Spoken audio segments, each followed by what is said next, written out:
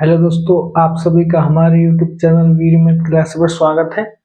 हमारा टॉपिक है compound and interest चक्रवृद्धि ब्याज। कंपाउंड इंटरेस्ट चक्रवृद्धि ब्याज, ये हमारा RS अग्रवाल चल रहा है और RS अग्रवाल का हम एक्सरसाइज 22A का क्वेश्चन नंबर 28 से 32 करेंगे। मतलब आज जो एक्सरसाइज 22A है ये खत्म हो जाएगी। इससे पहले हमने 1 से 27 तक के क्वेश्चनों को अच्छे से सॉल्व किया और आपको समझाया भी है। ठीक है, आज हम ये क्वेश्चन करते हैं। देखो क्वेश्चन नंबर 28 पढ़ते हैं। किसी धन पर एक निश्चित दर से 2 वर्ष का साधारण ब्याज रुपए 120 तथा चक्रवृद्धि ब्याज रुपए 129 से ब्याज की वार्षिक दर निकालो। देखो इसमें वार्षिक दर की मतलब साधारण ब्याज और चक्रवृद्धि ब्याज दी हुई है, हमें वार्षिक दर हमें निकालनी है। तो हम क्या करते थे, ऐसे सवालों में क्या लिखते थे, यहाँ पे साधारण ब्याज और सॉल्यूशन क्वेश्चन नंबर 28। ठीक है, साधारण ब्याज और चक्रवृद्धि ब्याज, इधर साधारण ब्याज लिख लो, इधर चक्रवृद्धि ब्याज लिख लो। अब देखो उसने क्या बोला, 2 वर्ष का साधारण ब्याज है, 2 वर्ष का साधारण ब्याज है 120, तो 1 वर्ष का कितना हो जाएगा 60 रुपए। तो कितना आ जाएगा यहाँ पर 60 और 60। साधारण ब्याज प्रत्येक वर्ष का समान होता है, उसने 2 वर्ष का दिया है 120, तो 120 में हम 2 को भाग करके 1 वर्ष का निकाल लेंगे, वो कितना आ जाएगा। देखो 2 वर्ष का 120 है, 1 वर्ष का कितना आ जाएगा 60 रुपए। ठीक है, तो देखो पहले का 60 और दूसरे का 60 इस तरीके से लिख लेंगे। अब देखो चक्रवृद्धि ब्याज, देखो पहले वर्ष का साधारण ब्याज और पहले वर्ष का चक्रवृद्धि ब्याज हमेशा बराबर रहेगा, तो पहले वर्ष का चक्रवृद्धि ब्याज कितना आ जाएगा 60 रुपए।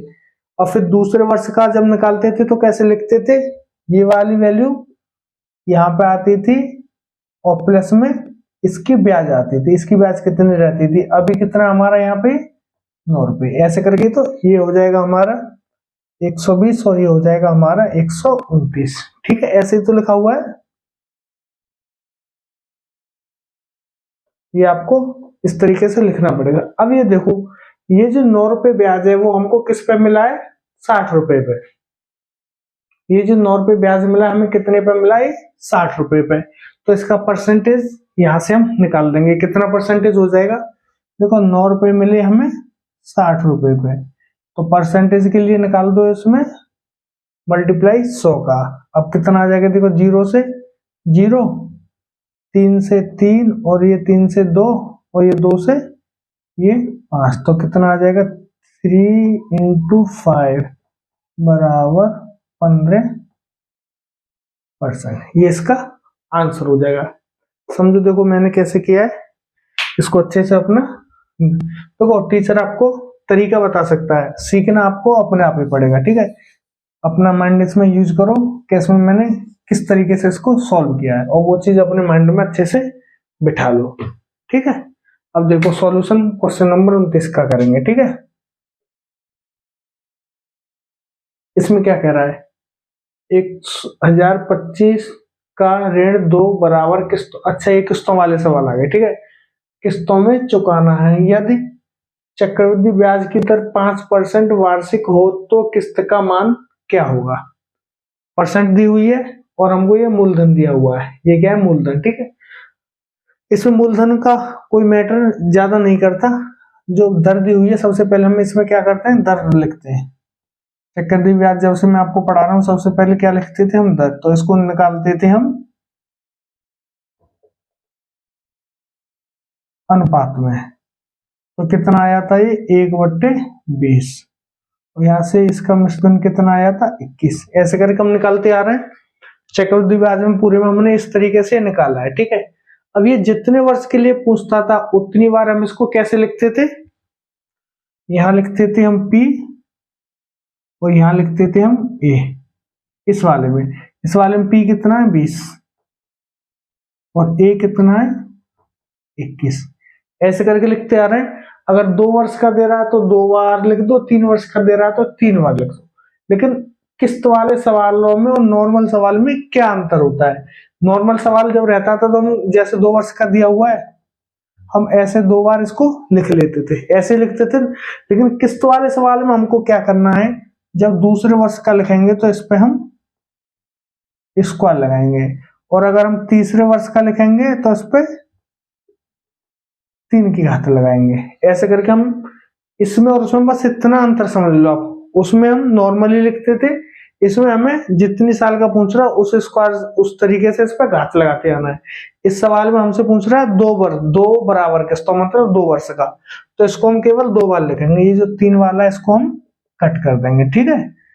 अब देखो यहाँ पे कितना आ जाएगा, यहाँ पे 20 का स्क्वायर है तो ये कितना हो जाएगा हमारा 400। ये कितना हो जाएगा हमारा 400, और ये कितना हो जाएगा हमारा 21 का स्क्वायर कितना हो जाएगा हमारा 441। इसका मतलब क्या हुआ, इसका मतलब हुआ ये हमारी किस्त आ गई, ये जो निकल के आई है हमारी ये किस्त निकल के आई है, और ये जो निकल के आ रहा है हमारा ये वाला वैल्यू निकल के आ रहा है मूलधन का। मतलब हमारे पास 400 रुपए थे और हमने 441 रुपए की किस्त दी, लेकिन ये दूसरे वर्ष की है। पहले वर्ष की कितनी है 20 रुपए, पहले वर्ष की कितनी है 20 रुपए की वैल्यू हमने 21 दी। तो उसने क्या बोला दोनों किस्त बराबर हैं, तो ये जो ऊपर वाली किस्त है इसको नीचे वाली के हमको बराबर करना है। उसके लिए क्या करेंगे हम इसमें कर देंगे 21 का मल्टीप्लाई। जब इधर 21 का मल्टीप्लाई करेंगे तो इधर भी 21 का मल्टीप्लाई कर देंगे। तो देखो ये कितना हो जाएगा हमारा 441, और ये कितना हो जाएगा हमारा 420। ये चीज आपकी समझ में आ गई होगी, ठीक है। अब यहाँ में हमको क्या दिया हुआ है, ये वाली वैल्यू दी है, इस वाली वैल्यू को जोड़ो आप, कितना हो जाएगा ये हो जाएगा हमारा 820। ये हो जाएगी हमारी 820। मिश्र धन की तो हमें जरूरत ही नहीं है इन दोनों को जोड़ने की, आप इससे मिश्र धन भी निकाल लो, कितना आ जाएगा 4 और 4 8, और 4 और 4 8, और 1 और 1 2। मतलब उसके पास 820 रुपए थे, 5% वार्षिक दर से 2 वर्ष में उसने टोटल 882 रुपए दिए उसको, और प्रत्येक किस्त रही हमारी 441 की। इस वाली इसका ये मतलब है। इसका मतलब क्या है, उसके पास 820 रुपए थे, उसने टोटल रिटर्न किया 882 रुपए 2 किस्तों में, और प्रत्येक किस्त की वैल्यू 441 ये इसका मान है। लेकिन ये जो 820 है ये वैल्यू हमारी दी हुई है, ये कितनी वैल्यू दी हुई है हमारी 1025। ये वैल्यू कितनी दी हुई है हमारी 1025। इसका मतलब क्या है, ये हमारी रियल वैल्यू नहीं है, रियल वैल्यू ये है। जो ये वाली वैल्यू ये है तो ये भी और ये भी दोनों कुछ अलग अलग आएंगी। वो कैसे निकालते हैं, इस वाली की तुलना इससे करो, देखो 1025 वैल्यू कितने की हमारी 820 की, और हमें निकालनी कितने की किस्त का मान, मतलब एक किस्त का मान निकालना, मतलब हमको 441 का मान निकालना है। ये इसका मतलब हो गया। अब आप देखो इसको कट करोगे, देखो इसको आप 5 से कर लो, कितना आ जाएगा ये 5 से 1 5 3 5 5 30 और 5 चौक 20 164, और ये कितना आ जाएगा 5 दूनी 10 फिर 0 और 25, ठीक है। ये वैल्यू आ गई। अब देखो इसको और कैसे कट करोगे, यहां लिख लो एक बार, कितना आ गया हमारा 205 अपॉन 164 इंटू 441। अब देखो यहां से एक चीज और कट हो जाएगी, ये क्या हो जाएगा, इससे ये कट जाएगा, ये हो जाएगा 41 से कट जाएंगे, 41 ये दोनों कट जाएंगे, ऊपर आ जाएगा 5 और नीचे आ जाएगा 4, गुणा में आ जाएगा 441। अब आप देखो इसका मल्टीप्लाई करोगे, मल्टीप्लाई करके कितना आ जाएगा 5 5 चौक 20 5 चौक 20 और 2 22/4। अब यहाँ से पिछले किस्त की वैल्यू कितनी निकल आएगी हमारी 4 पंजे 20 4 पंजे 20 4 एकन 4 4 दूनी 8 और 4 पंजे 20। हमारी प्रत्येक किस्त की वैल्यू कितनी निकल आई 551.25। ये चीज आपकी समझ में आ रही होगी। आपको करना क्या है इसमें, केवल यहाँ पे आपको यहाँ पे थोड़ा सा ध्यान रखना है, जो पहले निकालते थे परसेंटेज को चेंज करना है यहाँ में लिखना है। लेकिन यहाँ पे हम क्या करना है, जितनी बार दी हुई है पहली बार में नॉर्मल लिखेंगे, दूसरी बार में उतना ही घात लगा देंगे। 2 बार का पूछा 2, 3 बार का पूछेगा तो 2 बार यहाँ लिखेंगे, फिर तीसरी बार में तीसरे का करेंगे। ये जो मैंने समझाया इसको आप समझ लो, सवाल आपका निकल जाएगा। थोड़ा अच्छे से समझना, बैठ के एक दो बार सवाल को करना, आपके दिमाग में पूरी तरह से बैठ जाएगा। ठीक है, अब देखो 30वां सवाल भी शायद ऐसा ही है, तो इसको हम ज्यादा समझाएंगे नहीं, बस आपको करके दिखाएंगे कि सवाल सवाल को करना क्या है। देखो 66,200 का ऋण 3 बराबर किस्तों में चुकाना है, यह चक्रवृद्धि ब्याज की दर 10% है, तो प्रत्येक किस्त का मान बताओ। इसमें क्या करना है, सबसे पहले क्या करेंगे, 10% को तोड़ेंगे, 10/100, ये आ जाएगा 1/10, और ये आ जाएगी हमारी वैल्यू 11। ठीक है, ये हमारी वैल्यू निकल गई। अब 3 वर्ष का पूछ रहा है तो उसको 3 बार लिखो। यहाँ क्या लिखते थे हम, P, और यहाँ लिखते थे हम A। पहली बार में तो लिखेंगे 10 और 11, 10 11, ये हो गया प्रिंसिपल और ये हो गया हमारा अमाउंट, मूलधन मिश्रधन। दूसरे वर्ष में क्या करेंगे, इसका स्क्वायर करेंगे और इसका भी स्क्वायर करेंगे। तीसरे वर्ष में इसका घात 3 करेंगे और इसकी भी घात 3 करेंगे। ठीक है, अब इनकी जगह पे वैल्यू लिख देंगे, ये समझ लिया हमने ये कैसे लिखा है। अब इनकी जगह पे वैल्यू लिख देंगे, तो ये तो हो जाएगा हमारा 100 और ये हो जाएगा हमारा 1000। अब ऐसा ही हो जाएगा हमारा 121 और ये हो जाएगा हमारा 3 का 11 के ऊपर 1331, ये हो जाएगा। और इसमें जो सबसे बड़ी वैल्यू आती है वो हमारी किस्त होती है। ये जो सबसे बड़ी वैल्यू निकल के आती है हमारी, ये किस्त होती है। मतलब हमारी तीनों किस्त बराबर है, मतलब इनकी सबकी वैल्यू बराबर करनी है, मतलब सबको 1331 बनाना है। सबको 1331 बनाने के लिए इनमें हमको करना पड़ेगा मल्टीप्लाई अपनी तरफ से, और जितना मल्टीप्लाई हम इधर करेंगे उतना ही हमको इधर करना पड़ेगा। अब देखो 121 को 1331 बनाने के लिए 11 का मल्टीप्लाई, तो इसमें भी 11 का मल्टीप्लाई।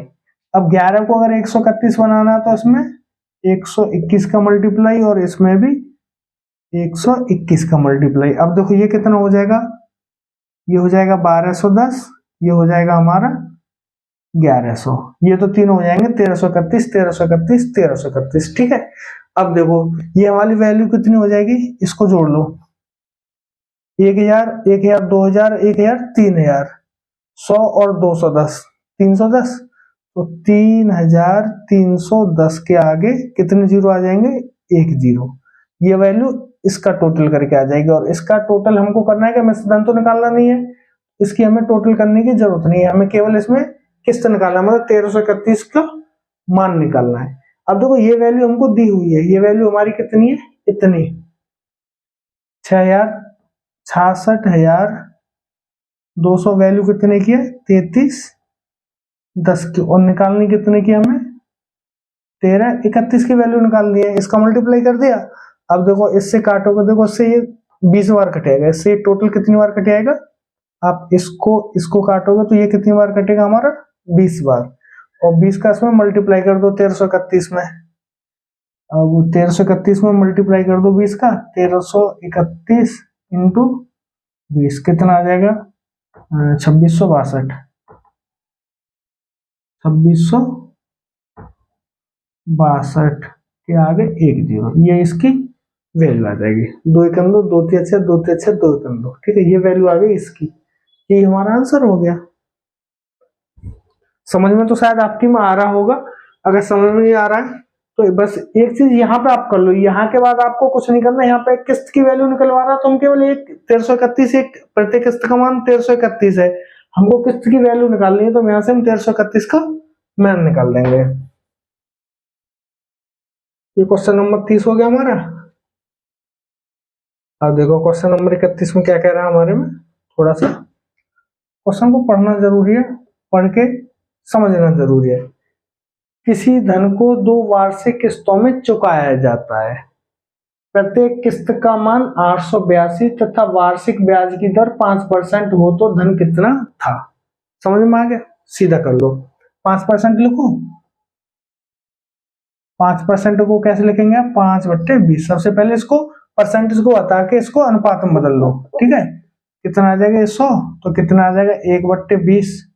ये क्या होती है हमारी CI, ये होता है हमारा मूलधन और इन दोनों को जोड़ के आ जाता है हमारा मिश्रधन 21। अब इसने क्या बोला 2 वर्षों में चुकाया है, 2 वार्षिक किस्तों में चुकाया, तो इनको 2 बार लिख लो, पी यहाँ लिखो और ए यहाँ लिखो। पी हो गया हमारा 20, ए हो गया हमारा 21।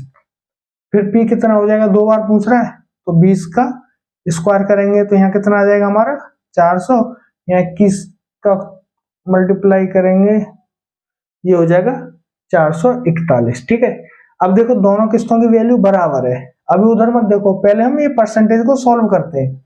दोनों किस्तों की वैल्यू बराबर है तो इसमें 21 का मल्टीप्लाई करेंगे और इसमें भी 21 का मल्टीप्लाई करेंगे, तो ये 21 21 441 बनेगा और ये हमारा कितना बन जाएगा 420। देखो इनकी जरूरत है कि नहीं, नहीं जरूरत है इनकी किसी की, हाँ इसकी जरूरत है।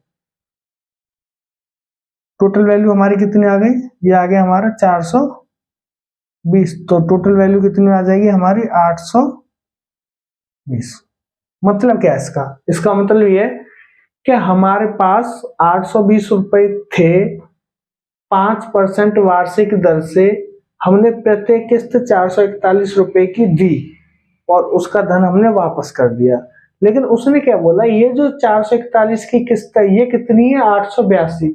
देखो 441 की किस्त अगर 882 के बराबर है तो इसकी भी वैल्यू बढ़ेगी, इसकी भी वैल्यू बढ़ेगी। 441 इससे बड़ा है 882, तो जो धन आएगा वो भी इससे बड़ा आएगा। कैसे आएगा, देखो 882 में 441 का डिवाइड करो और हमें धन निकालना है तो धन का इसमें मल्टीप्लाई कर दो 820। देखो ये कितना आ जाएगा 2 इंटू 820 बराबर 1640। इससे इसको कटेंगे, 2 बार कट जाएगा, इसमें गुणा करके 1640। ये देखो इसका आंसर आएगा। देखो यार आप लोग थोड़ा सा ध्यान से देखो, सवाल करने में कोई भी दिक्कत नहीं है। थोड़ा सा सवाल को 1-2 बार अपने आप सॉल्व करना, क्योंकि सवाल को आप जब तक सॉल्व नहीं करोगे, मैथ ऐसी चीज है जितना इसका प्रैक्टिस करोगे उतना आपके दिमाग में भरेगा।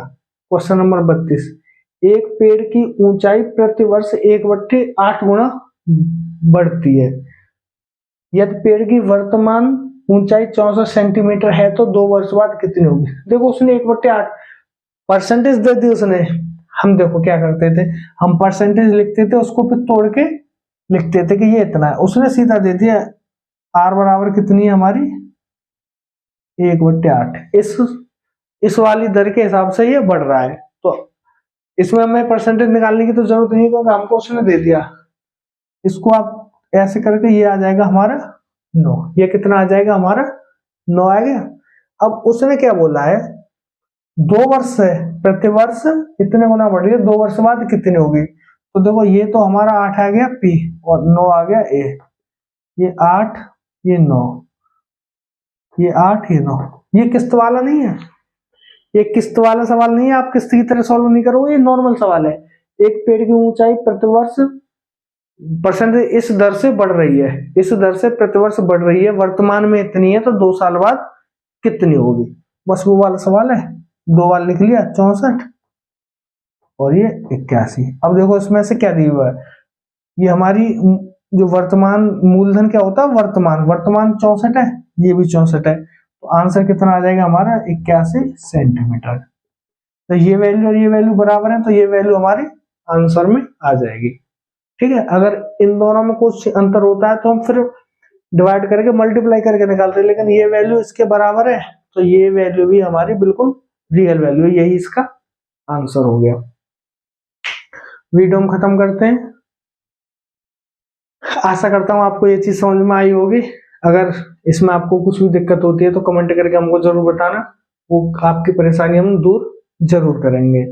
अगर आप हमारा वीडियो पहली बार देख रहे हैं और आपको हमारा वीडियो अच्छा लग रहा है, आपकी समझ में कुछ आ रहा है, तो चैनल को सब्सक्राइब करके शेयर जरूर करें, जिससे कि हम दूसरे लोगों तक भी आपके द्वारा आपकी मदद से पहुंच सकें। ठीक है, लाइक तथा कमेंट करके हमको जरूर बता देना कि हमारे वीडियो में आपको क्या कम मिलेगी।